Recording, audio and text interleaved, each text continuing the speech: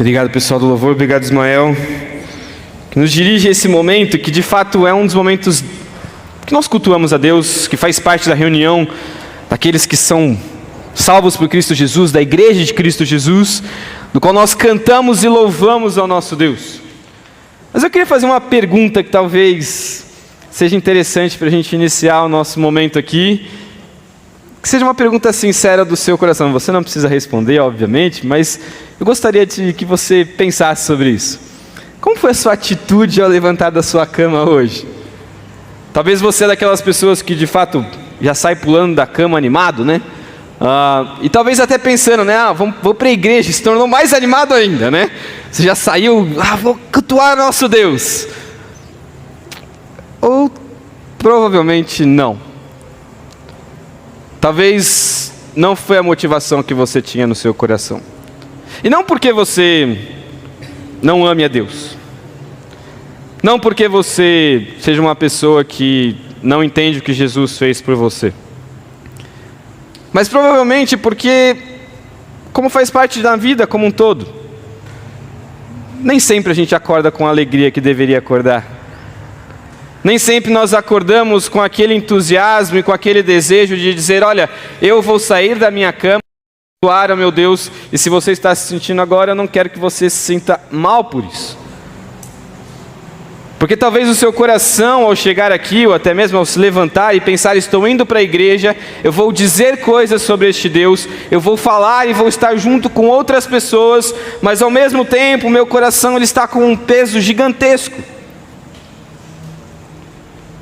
Meu coração ele está com um cansaço que a vida tem me proporcionado. Eu estou esgotado, estou cansado, não aguento mais. As tristezas que a vida oferece, os sofrimentos, pessoas ao redor, sofrendo e talvez familiares que fizeram que você diga, não estou nem com vontade de ir para a igreja hoje. Medos e ansiedades que rodeiam a sua mente parecem ser tão constantes que tiram o brilho, tiram o desejo, e que talvez até mesmo no momento do culto que nós cantamos aqui, seu coração ainda estava cheio destas coisas e não teve tanto desejo assim de dizer as palavras que nós falamos aqui como igreja. Aquela luta contra um pecado antigo, que talvez você tenha mais perdido do que ganhado, e tem desanimado. Eu acredito, e eu chutaria aqui, que talvez mencionando muitas dessas coisas aqui, eu alcançaria pelo menos o coração de metade das pessoas aqui. E que quando nós olhamos para este texto e pensamos, o texto ele de certa forma é um convite a louvarmos ao nosso Deus. Nós falamos coisas sobre este Deus e que nós queremos louvar a Ele, mas ao mesmo tempo parece que o meu coração ele é distante disso. E ainda me pergunto, será que vale a pena? Será que é uma realidade sincera da minha vida e real e presente de louvar a este Deus? Porque eu desejo isso. Com dúvidas, incertezas, e que nos fazem pensar muitas vezes se a nossa vida tem sido de fato para o louvor do nome do nosso Deus. E este texto, ele é um convite, é um desejo que o salmista ele escreve para nós, de fato com o desejo de que nós louvemos a este Deus, e nós vamos estudar Ele aqui hoje. E eu queria que nós olhássemos para Ele, e se talvez você tenha alegria hoje, se você de fato acordou hoje, com muita alegria no seu coração de cultuar o nosso Deus, ou se você não acordou com toda essa alegria, eu quero que a gente olhe para este texto com algumas motivações que eles vão nos mostrar, para de fato fazer com que o nome do nosso Deus seja louvado, exaltado e engrandecido, mesmo com muita alegria no coração, ou com muito peso, tristeza, mas que são motivações que nos levam a todo momento, em todas as ocasiões de nossas vidas, com as alegrias, com as tristezas, a adorar e a louvar o nosso Deus. E esse texto, ele é um texto muito interessante, porque a partir daqui, na verdade, você vê desde o Salmo 111, ele tem uma estrutura muito legal. E esse salmo aqui, do Salmo 113, ele ainda mostra isso pra gente. Ele é considerado como um salmo de halel, de aleluia. Tanto que a primeira palavra, ela começa dizendo isso pra gente. A gente lê o texto, você talvez observou isso. Ele tanto começa dizendo pra gente aleluia, quanto ele termina dizendo aleluia. Aleluia é louvado seja, ou seja, o que o texto está nos mostrando é que nós vamos adorar ao nosso Deus, nós vamos louvar ao nosso Deus com este texto. E aí, então, dentro desse sanduíche que a gente vê de aleluia aqui, o salmista ele nos mostra um convite para adorar. E assim, então, o motivo que ele nos convida. E o convite, então, que ele começa mostrando para nós, do desejo principal do texto, é que nós louvemos sempre ao Senhor inigualável. Olha só os versículos 1 até o versículo 3 de novo, em que ele começa, então, desejoso de que nós louvemos sempre o nome do Senhor. Olha só o texto. Aleluia! Louvem aos servos do Senhor, louvem o nome do Senhor. Bendito seja o nome do Senhor, agora e para sempre. Do nascimento do sol até o momento em que se põe, louvado seja o nome do Senhor. O salmista começa convidando, chamando, trazendo as pessoas então a louvar a este Deus. Mas ele especifica a quem ele deseja que o adore. Ele especifica e nos mostra que o convite que ele está fazendo não é para todas as pessoas. O convite que ele traz aqui não é para que, como a gente vê em outros momentos da Bíblia, é um convite amplo e desejoso que as nações, que os povos que não conhecem a Deus se aproximem. Mas ele especifica aqui que esse louvor, esse convite para louvar este Deus é destinado aos servos do Senhor. Ele mostra aqui para a gente que esse desejo de louvar a Deus é com relação àqueles que servem a este Senhor. E desde já a gente começa a pensar em duas coisas aqui. A primeira delas é de reconhecer quem é que está sendo adorado e o senhorio deste Deus. Nos lembre então que se nós estamos adorando a este Deus, e se estamos até mesmo recebendo este convite, que o salmista está nos dizendo, nós estamos nos colocando então numa posição de servo. E estamos reconhecendo que existe um Senhor soberano, acima de tudo, que está sendo adorado. Ele nos coloca na nossa posição de quem nós somos e o que nós devemos fazer. Queridos, hoje nós vemos uma inversão total de quem nós somos e quem Deus é, principalmente com relação ao culto. Principalmente quando nós pensamos na questão do louvor. Se você abrir aí o seu aplicativo de música, colocar no YouTube, começar a permitir que eles começem a sugerir músicas gospel para você, você vai perceber como a centralidade da música, a centralidade daquilo que está sendo cantado, é muito mais no ser humano, naquilo que ele é capaz de fazer.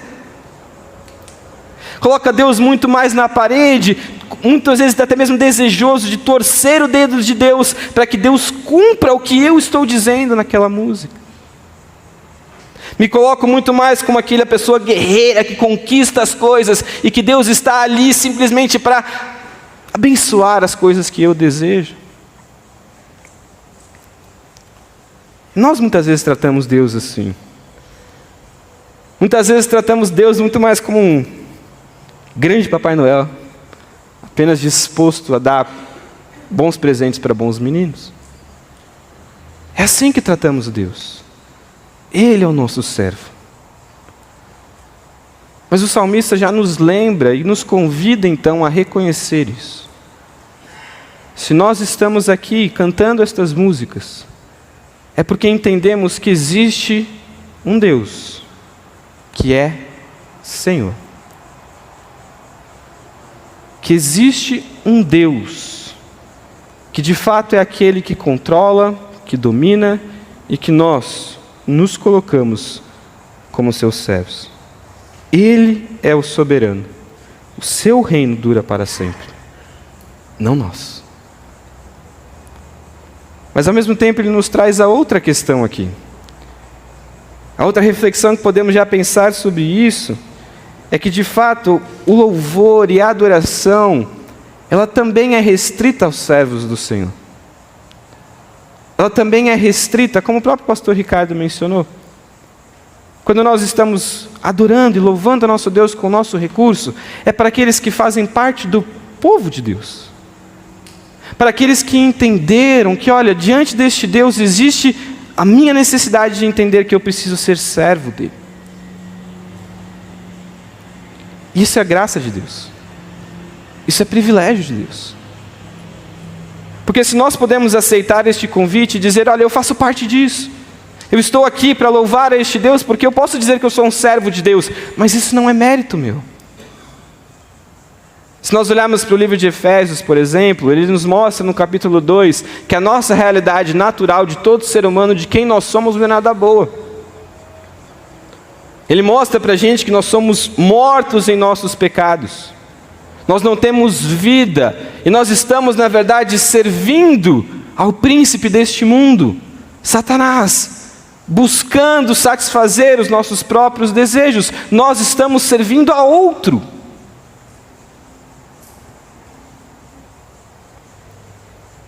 Mas o texto nos mostra também que Deus, em sua rica misericórdia, graciosamente, Ele tira aqueles que estão servindo os seus próprios desejos, para agora poder servir a este Deus, porque fomos salvos da condenação e da sua ira. Então, queridos, ao olhar já para este versículo, nós vemos como é possível encontrar a graça em perceber que somos servos deste Deus. Só é possível podermos atender a este convite se entendemos que Deus graciosamente, em Cristo Jesus, nos traz para ser seus servos. Mas ele continua. Ele não só nos diz que nós devemos louvar, então, servos do Senhor, louvem o nome do Senhor, mas também o desejo deste salmista é que o nome deste Senhor, ele seja bendito. Mesma palavrinha para louvar este Deus, para bem dizer, para falar bem sobre este Deus, sobre o seu caráter, sobre o seu nome, sobre aquilo que o seu nome carrega. Mas o convite aqui também é que seja um convite de adoração contínua. A empolgação é tanta que o desejo dele não é que se restrinja apenas a um momento de louvor que logo se acaba. O desejo do salmista não é que simplesmente nós tenhamos este momento como igreja, que nós cantemos alto e dizemos coisas sobre este Deus e falemos algo sobre Ele, mas que logo após a saída pela porta ele se acabe, ou não faça nenhum tipo de sentido para as nossas vidas. Mas Ele quer tanto que este Deus seja adorado, porque este Deus ele merece ser adorado, que o desejo dele é que seja louvado sempre, agora e para sempre, tanto no sentido maior da eternidade do nosso Deus, que Ele é um Deus que deve ser adorado, não apenas em algum momento da história passada. Tanto porque, se formos pensar, há 2000 anos atrás, quando toda a história do cristianismo se inicia com Cristo, repercute até a realidade nossa hoje. E não só se limitará a hoje, mas eternamente o nosso Deus será adorado. Agora e para sempre. Mas também reflexão individual. Tanto no aspecto de que nosso Deus merece isso, quanto também uma reflexão pessoal, quanto que o meu louvor não se resume a momentos esporádicos da vida, de experiências individuais, de momentos marcantes da vida em que talvez você entrou num êxtase ou algo assim, meio místico com Deus, mas uma realidade de uma vida contínua que louva, que engrandece, que exalta o nome do nosso Deus. Tanto em nossas nações, tanto estilo de vida, quanto também a nossa própria boca, louvando e dizendo coisas maravilhosas sobre este Deus. E aí nessa parte, no versículo 3, ele termina dizendo para a gente que ele deseja também que seja agora e para sempre, quanto também do nascimento do sol, até onde ele se põe. Podemos pensar numa realidade do dia como um todo aqui, né? Adoração contínua do dia, mas especificamente neste texto ele está nos dizendo não só a eternidade deste Deus sendo adorado, mas também do local onde esse Deus deve ser adorado. Tanto de onde de fato o sol se põe, o sol nasce, e até onde o sol se põe. Se pensarmos do oriente ao ocidente, de toda a terra, o desejo do salmista aqui é que este Deus seja adorado. A ideia é que então, se nós louvamos este Deus, se nós somos servos deste Deus, estamos juntos cantando e exaltando e dizendo algo sobre este Deus, que esse louvor ele ecoe a todos os lugares da terra. Sim, agora, a realidade do salmista, ele primeiro nos convidou a uma realidade de povo. O convite é para os servos. O convite é para aqueles que são servos deste Deus. Uma realidade exclusiva. Mas ao mesmo tempo, ele nos mostra que sim, servimos a este Deus. Cantamos e louvamos sobre este Deus. Mas este louvor, ele ecoa para que as nações, para que toda a terra perceba sobre quem é este Deus e possa assim também adorá-lo. É como se nós, em algum momento aqui, talvez, cantássemos ao nosso Deus, falássemos tão abertamente e tão de forma audível, que esse som, ele começasse a sair da nossa realidade de propriedade aqui. Como se esse som, ele começasse a fazer tanto barulho, que as pessoas chegariam aqui na nossa porta e diziam, o que está acontecendo aqui? Não no sentido ruim, né? Tipo, deu, né? Tá muito alto, né? Acho que já tá virando bagunça esse negócio aqui. Não!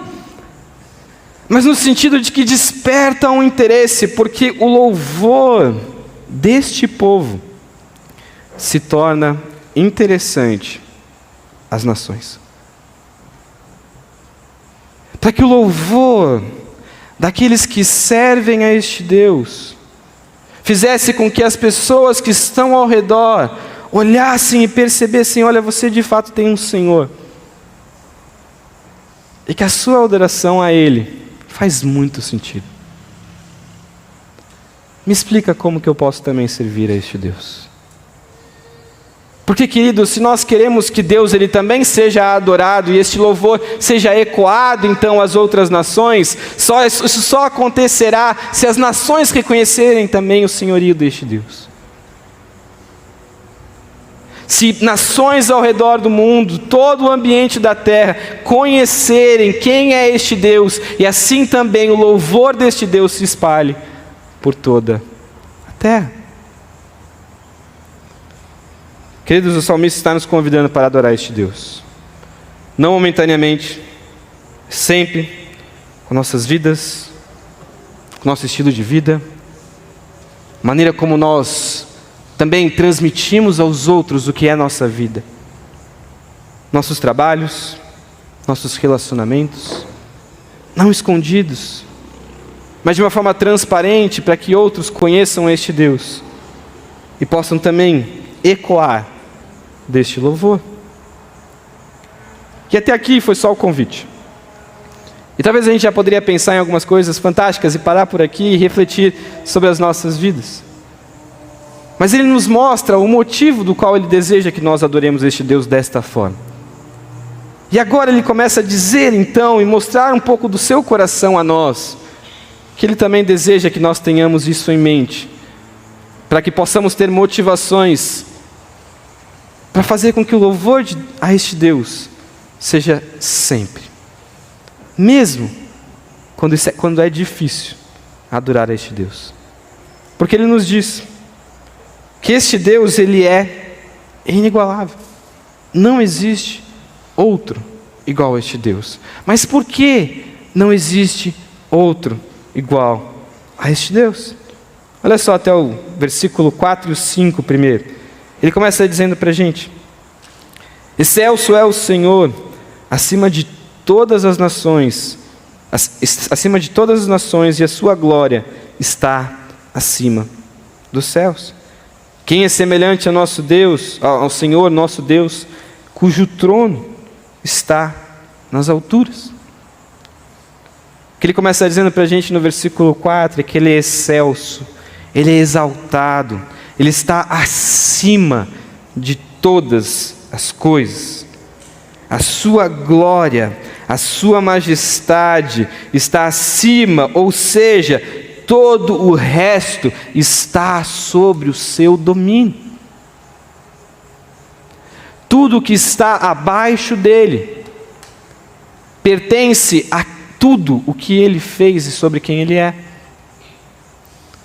Um dos meus livros prediletos, e até quando sempre algum adolescente ele fala: Lucas, eu quero fazer um discipulado, vamos estudar a Bíblia junto.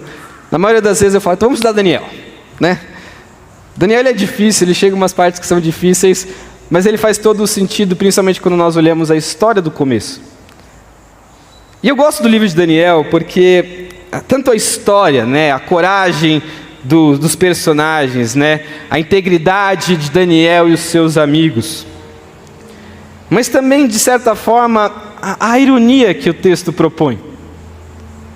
Porque nós vemos, na verdade, Deus ele conduzindo a vida de 4 homens, Daniel e seus amigos, mas ao mesmo tempo mostrando para a gente que, na verdade, existe um rei extremamente arrogante e poderoso, chamado Nabucodonosor, mas que acima deste rei, existe um rei soberano sobre todas as coisas. E de uma forma bem resumida e simplista, é isso que a gente vê. Deus conduzindo a história ali, e mostrando tanto para o seu povo, tanto para com Daniel, e tanto para com a nação da Babilônia e Nabucodonosor, que quem reina, que quem controla, que quem domina sobre tudo, é o Deus de Israel. No capítulo 4, Nabucodonosor tem um sonho. E o sonho dele, né, é muito louco. É um sonho assim que talvez você ficaria perturbado como ele ficou. E basicamente em quase todas as histórias, quase todos os capítulos, Daniel e os amigos deles enfrentam as dificuldades com este rei e muitas vezes à beira de quase morrer. E aqui no capítulo 4, então lá no capítulo 4 de Daniel, ele tem esse sonho e ele chama Daniel para que Daniel pudesse interpretar o sonho para ele. O sonho dele é que ele vê uma árvore gigantesca. Uma árvore tão grande e poderosa que os seus galhos, eles alcançassem a terra. E aqueles que estivessem debaixo dessa terra, debaixo desses galhos, se alimentavam. Então os animais, as aves, elas tinham proteção, elas tinham auxílio, porque a árvore é gigantesca. Não só em sua extensão, mas também a árvore ela é tão grande que alcançava o céu. E no capítulo 4, como eu mencionei, uma das coisas que eu gosto é a ironia. Ele nos mostra que neste sonho, um anjo desce do céu. Ou seja, um anjo, acima da onde a árvore poderia alcançar, desce e diz para arrancar aquela árvore, deixando apenas o toco. E aí Daniel nos conta que a árvore é o próprio Nabucodonosor. O seu domínio, o seu reinado lhe davam essa autoridade, mas existe um rei que está acima de tudo. Existe um rei que está acima até mesmo do maior imperador que podia existir naquela época, do maior rei que poderia existir naquela época. Existe um rei poderoso que está acima de tudo. E este rei é aquele que coloca reis, tira reis e faz o que ele deseja. É um rei que olha para o coração orgulhoso e que muitas vezes bate de frente, que humilha. E eu não vou contar todo o capítulo 4, porque eu incentivo você a ler, mas é isso que acontece. este rei poderoso, ele é humilhado. E queridos, isso é importante nós lembrarmos sobre quem é este Deus. Lembrarmos que existe um Deus que está acima de qualquer reino humano. Que está acima dos imperadores e grandes reis que já existiram até hoje. Que existe um Deus que Ele governa e que seu reino ele é maior porque Ele está exaltado e Ele está sobre a sua glória está sobre os céus, está acima dos céus e Ele reina sobre qualquer governo humano e Ele reina até mesmo sobre nossas vidas. E por isso nós precisamos reconhecer que a única realidade que precisamos entender é que precisamos servir a este Deus. Porque se Ele governa, nós precisamos ser seus servos. E por isso que diante disso, a única coisa que o versículo 5 pode começar uma pergunta para a gente é perguntar: quem é semelhante ao Senhor? Ou seja, se Ele está acima de tudo, quem é como este Deus? Se a sua glória, se a sua majestade está acima dos céus, quem pode, ao mínimo, se equiparar a este Deus? Tanto em sentido de adoração, de idolatria, tanto no sentido dos deuses que existem neste mundo, quanto até mesmo do nosso próprio coração. Quem pode ser semelhante e se equiparar a este Deus por Ele ser tão grande? A resposta é óbvia: ninguém. Porque Ele está acima e tudo está abaixo. Ele é quem reina. Ele é quem é soberano. Só que a pergunta não termina aqui, né? Tem uma vírgula e ele emenda no versículo 6. Ele pergunta para a gente: quem então é semelhante a esse nosso Deus? E aí termina no versículo 6, que se inclina para ver o que se passa no céu e sobre a terra. Eu fico imaginando um pouco a cena que o texto aqui propõe para a gente.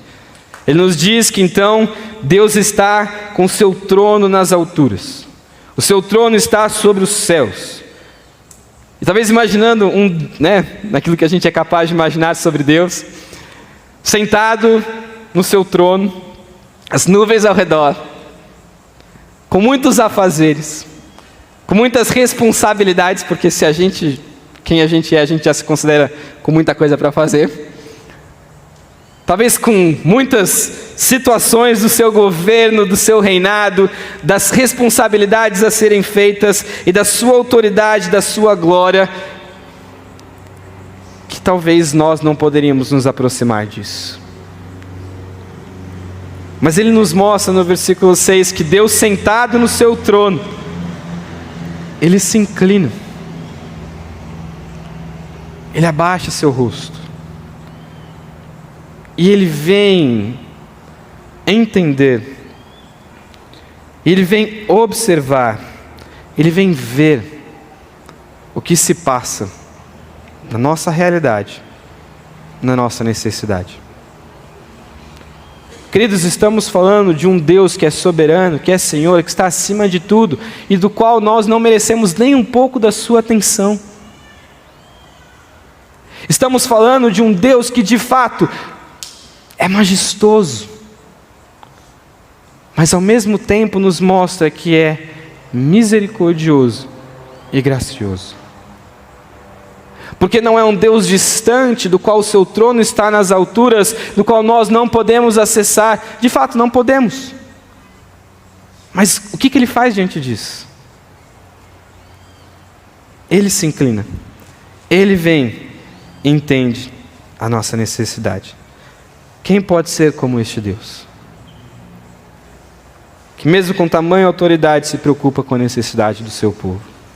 Se preocupa com a necessidade de nós, que não temos nenhum valor, comparado com a sua grandeza. E queridos, quando olhamos para o Novo Testamento, quando olhamos para esta mesa que está colocada aqui, nós percebemos que este Deus, ele não só olhou. Que este Deus, ele não simplesmente só deu uma passada rápida com os olhos para ver o que acontecia, para apenas observar o que estava acontecendo em nossas vidas.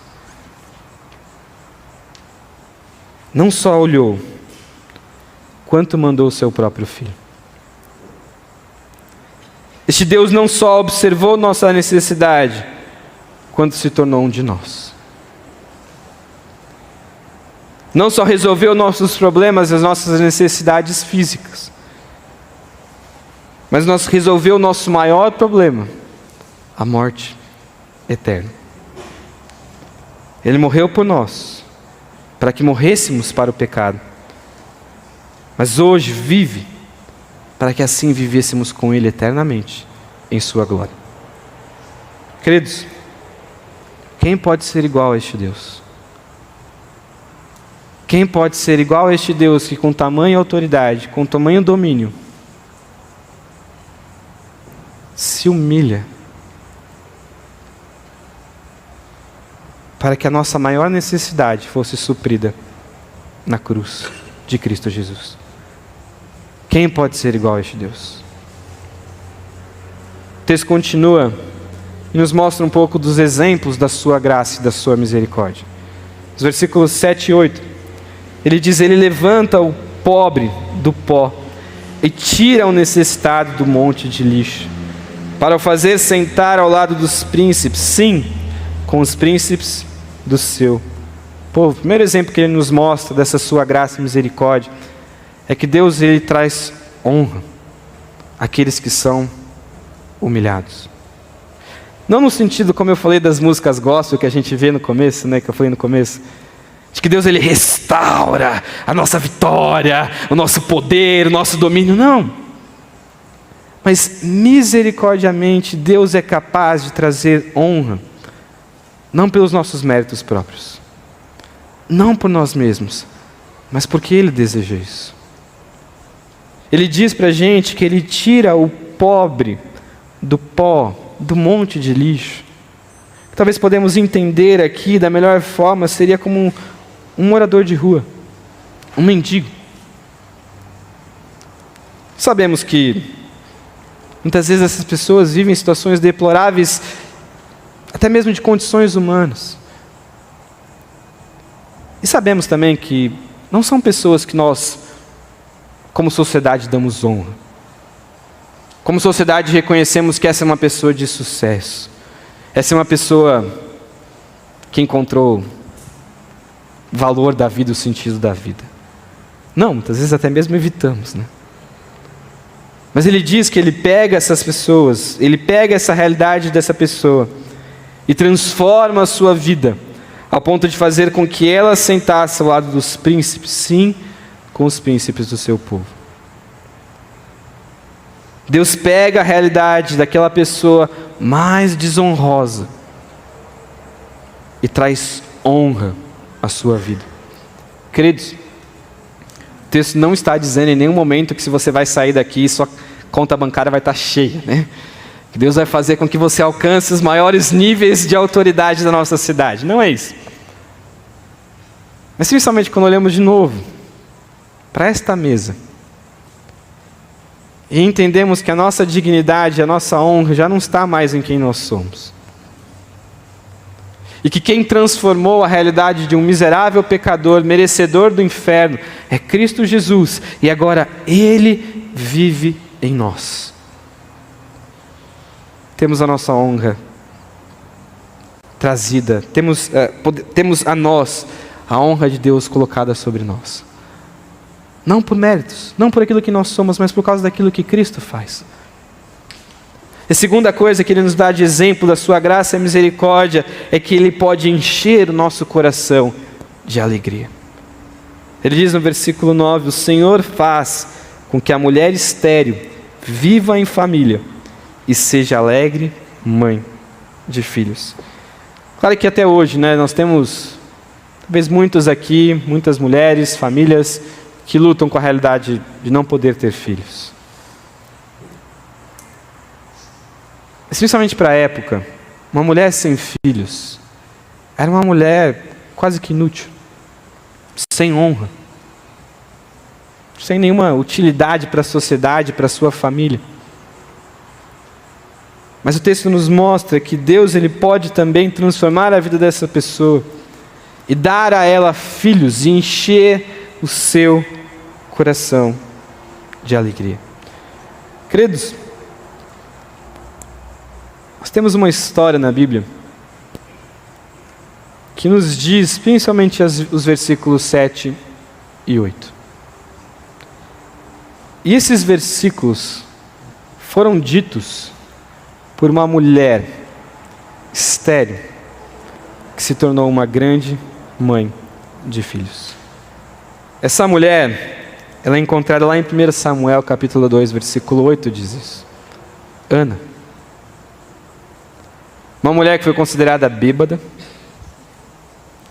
uma mulher que desprezada pelo seu próprio marido, mas que clamou a Deus para que Deus pudesse dar a ela um filho. E o que é mais interessante no texto é que o filho não é para ela. Sim, o coração dela se enche de alegria, ela tem a realidade da sua vida preenchida diante das circunstâncias que ela estava vivendo. Mas logo após, quando o filho termina de se amamentar, ela entrega o seu filho chamado Samuel para servir a este Deus. Queridos, porque a alegria aqui que o texto está nos mostrando, assim como a alegria que a gente vê em Ana, que ela diz essa realidade de que Deus ele pode tirar nós da miséria e trazer honra às nossas vidas, mas não por causa de nós, e não apenas no sentido mundano e terreno, mas principalmente de nossa realidade e identidade em Cristo. Faz sentido para Ana de entender que, olha, meu coração está cheio de alegria, mas o meu filho é para servir ao Senhor. Porque estas coisas que o texto nos mostra sobre quem Deus é, não é para motivações egoístas e de satisfação própria. Mas é para reconhecer que este Deus, como a gente vê no começo do texto, deve ser adorado. Queridos, talvez a motivação que você teve ao olhar para esse texto seja pensar, então eu vou adorar este Deus para que então Ele mude a minha situação social e assim eu viva dentro daquilo que eu desejo, daquilo que é os meus planos, para a minha glória e a minha satisfação. Talvez você não entendeu este texto. Mas o texto nos ensina e nos convida a fazer com que o nosso louvor, a nossa vida, seja de fato em adoração a este Deus em todos os momentos. Porque este Deus é um Deus inigualável. O Deus do qual nós servimos não tem outro igual. Porque não é um Deus distante, não é um Deus longe, mas é um Deus que se preocupa conosco. E se preocupa ao ponto de dar o seu Filho para morrer numa cruz, para encher o nosso coração de alegria e nos trazer honra. Meu desafio para você, como eu mencionei lá no começo,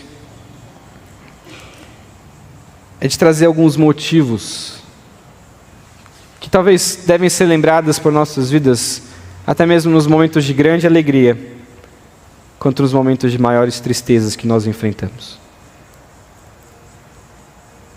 Porque se o desejo do salmista é que louvemos ao Senhor sempre, isso vai acontecer em todas as realidades das nossas vidas. Mas as motivações do qual devemos louvar este Deus expostas nesse texto estão acima da realidade do qual nós podemos viver.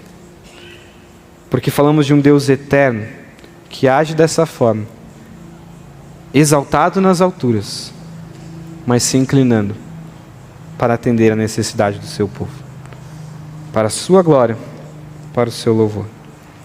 Por isso, louvemos sempre ao Senhor inigualável. Essa deve ser a motivação de nossas vidas. O texto ele termina dizendo aleluia. Louvado seja o nome deste Deus. E que nós possamos sair daqui com este desejo, de fazer com que o nosso Deus seja louvado, através de tudo que nós fazemos, por Ele ser quem Ele é.